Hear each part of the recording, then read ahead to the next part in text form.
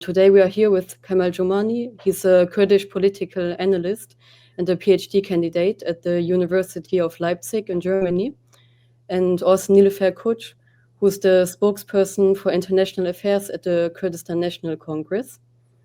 So I would like to start with our first question of today. This is a question for Nilüfer. Why did the PKK decide to dissolve and lay down their weapons? And what does the PKK and its imprisoned leader Abdullah Öcalan hope to achieve with this historic step? Thank you for this opportunity, because many of the people and audience who's listening to us will be interested to know what is happening now in Kurdistan since the call of the Kurdish People's Leader Abdullah Öcalan on 27th of February. Afterwards, many of steps has been taken by the Kurdish side. I think the reason why the PKK decided in their extraordinary congress in between 5th and 7th of May, laying down the arms and also calling or dissolution of the organizational structures of the PKK is that they have achieved their goal to raise awareness on the Kurdish issue, particularly to break the century-old policy of denial, annihilation of the Kurdish people, particularly in Turkey. The reason why they have been taking arms or decided for the armed resistance in 1984 was a necessity because since the foundation of the Turkish Republic, there's no culture of solving problems in political manner or political frame, just in aggressive form. We have seen how they dealt with the Armenians and Assyrians in 1915. Nearly 2 million people have become victims of genocide. So this is a very important part of the Turkish aggression we have to understand.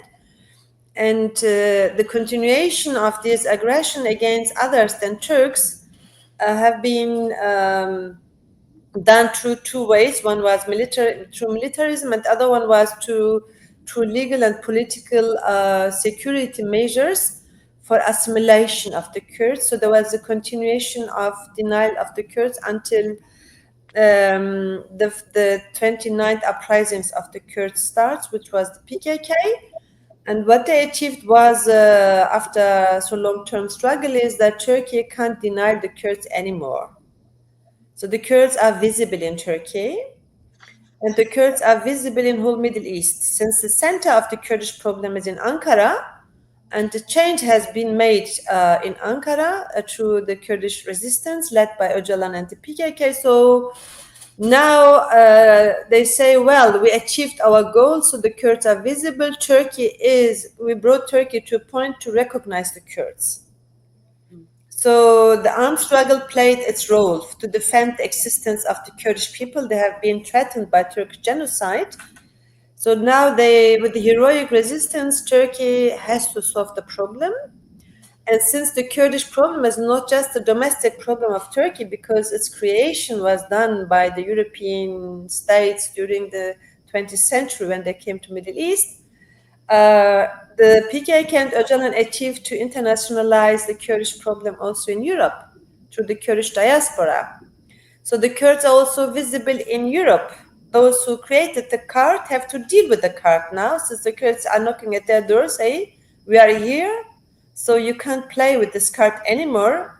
So, and one of the arguments in the last 50 years have been always from the West was, well, Turkey is a member of the NATO, we have to protect our partner Turkey. And then what they did was covering their responsibility in this problem by saying it was issue of terrorism. That's why the PKK was listed as a terrorist organization or banned in many European countries. So now the PKK gone. Now Öcalan is saying, okay, you accused or you covered your truth or your responsibility by saying the PKK is the reason. So the PKK gone. How are you going to deal now with 50 million Kurds? I think the other point is now At the beginning, the Kurdish card was created since they have seen Turkey, Iran, Iraq, Syria as nation states, as their partners, as those who can commit solutions. But now, after 50 years, we see, particularly after the call of Öcalan, the Kurds are the solution. Turkey, Syria, Iraq, and Iran are now the problem. So there's a shift in the balances, in the description of the conflict. So now the Kurds are not the part of the conflict, but the solution. Now their partners are a problem to them, a challenge to them, particularly Turkey as member of the Council of Europe and also a member of the NATO, and Turkey is acting now against their own partners. So the Kurds have are becoming reliable partner and a very important key player in the region. And I think based on this, Öcalan has been then making the call and the PKK followed up. So we achieved our goal. We are existent. We are becoming now the key players in Middle East. So now is the time to solve the Kurdish problem through democratization of Turkey, which means political and legal recognition of Kurds, which will lead then to many other changes in Turkey generally. Yes, thank you a lot. And on the other side, in recent days, the Turkish government has welcomed the PKK statement in a positive way. Even the President Erdogan has described the PKK's decision to disband its armed forces as a pivotal moment and pivotal step for national unity in Turkey and for democracy also. But at the same time, we see that he didn't yet offer any concrete roadmap or any concrete steps for democratic and legal reforms within Turkey, which are now being anticipated after this historical decision of the PKK. So during this context, what are the intentions of the Turkish state in engaging in talks with the Kurdistan Workers' Party? Like, what are the intentions behind being in this dialogue now with the Kurdistan Workers' Party for Nilüfer? I think Turkey is not ready to give up its colonial ambitions over the Kurds. Just the language has been changed. Comparing the offers made by the Kurdish people's leader Abdullah Öcalan on 27th, he made a call for peace and democratic society, and he was asking for his movement for dissolution and also laying down the arms. And then it followed, it was then implemented by the PKK during the 12th Extraordinary Congress. From the Kurdish side, there are concrete steps towards democratization. Comparing with that, there's no serious and honest attitude from the Turkish side. So polishing words towards the Kurds doesn't help the process. What is expected is Turkey needs to make some concrete steps. When you compare, the Kurds have been taking high risk by dissolving the movement and also laying down the arms. And the things what Erdogan or Bahçeli or others are saying are not convincing. I guess Turkey is playing with time, and the main demand of Kurdish people's leader Abdullah Öcalan was, we need political and legal guarantees, which means that at least that the issue should be raised in the Turkish parliament, for example. Until now, there's no single talk how they are going to raise the problem in the parliament. Secondly, there's no talk about, for example, one of the demands was, of course, that all the political prisoners have to be released. For example, primarily those who have been serious health problems. Nothing happened. What they do is bypassing legal changes, bypassing political willingness to solve the problem. Instead, covering the things with good words, positive words, now talking about Mr. Öcalan, and saying we love the Kurds, we are brothers and sisters. I think what they want to do is gaining time so that the Kurds will lose time in the changes of Middle East. And I think, and also occupying beforehand opportunities of the Kurds. This is the main goal of the Turkish government, I guess. And most important, if they're really honest and willed to solve the problem, so the prison island of Imralı, where Öcalan is still a political prisoner, has to be changed, and there's no serious change.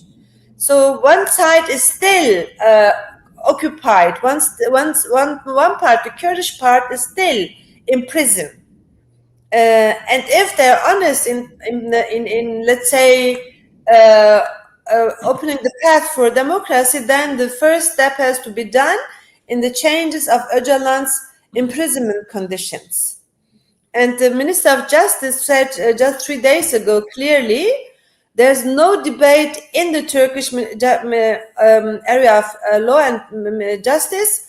They won't make any changes regarding Öcalan's right to hope, for example, which was decided last year in September by the Committee of Ministers of Council of Europe. And Turkey has to implement legal obligation of the decision of the council, because Turkey is member there, and he said clearly they don't have any agenda like this. So that's another problem, which is a reason of concern. That's why, and also then I think one of the questions is also why Turkey is rejecting the third party. So this is another reason of concern. What really is the goal, or what is the backstage strategy of Turkey? And I would say until now, since the 27th of February until now, it seems that Turkey want to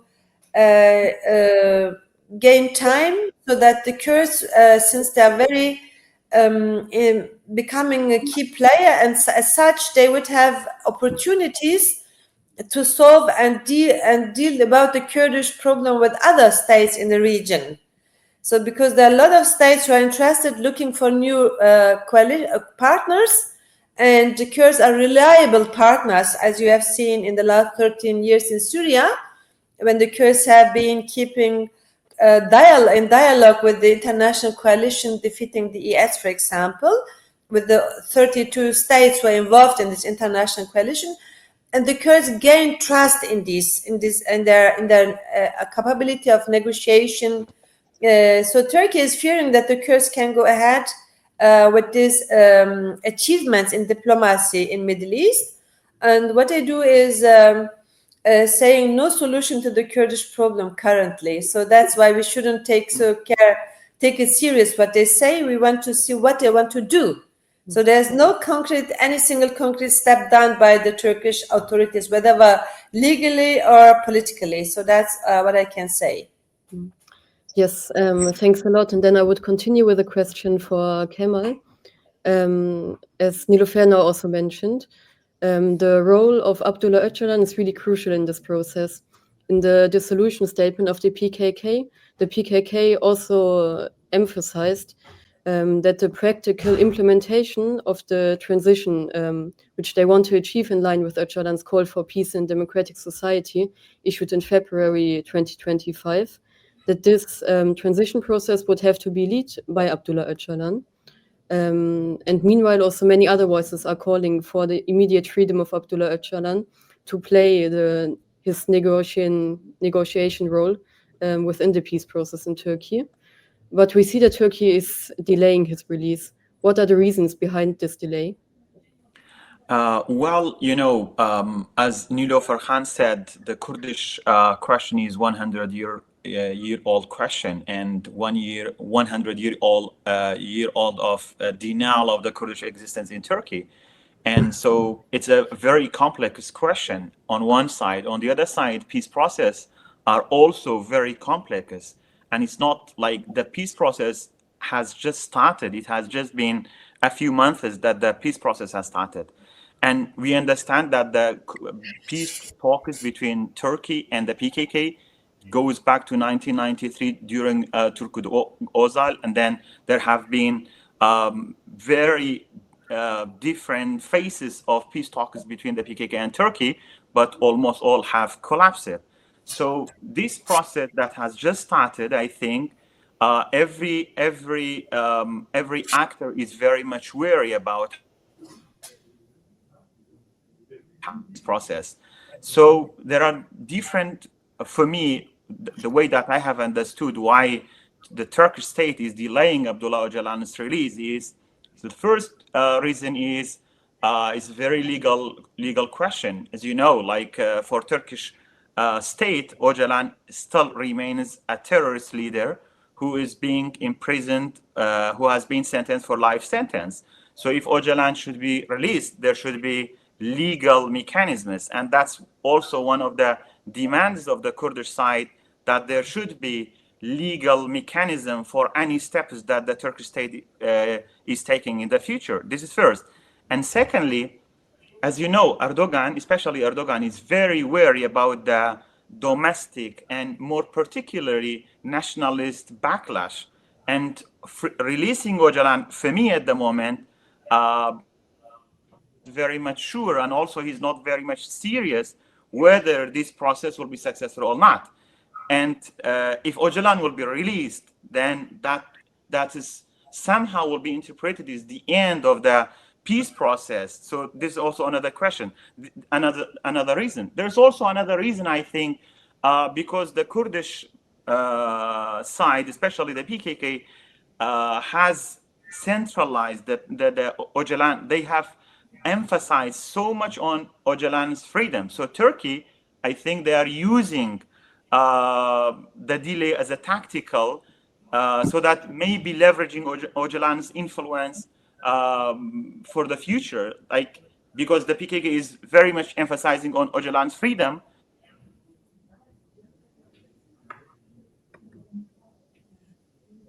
They will force the PKK to, or the Kurdish side to further leverage in return to give to grant Öcalan freedom. But I think also one very more serious factor is Öcalan himself. Öcalan is like, he has the in Kurdish we say sabri peygamber Ayub.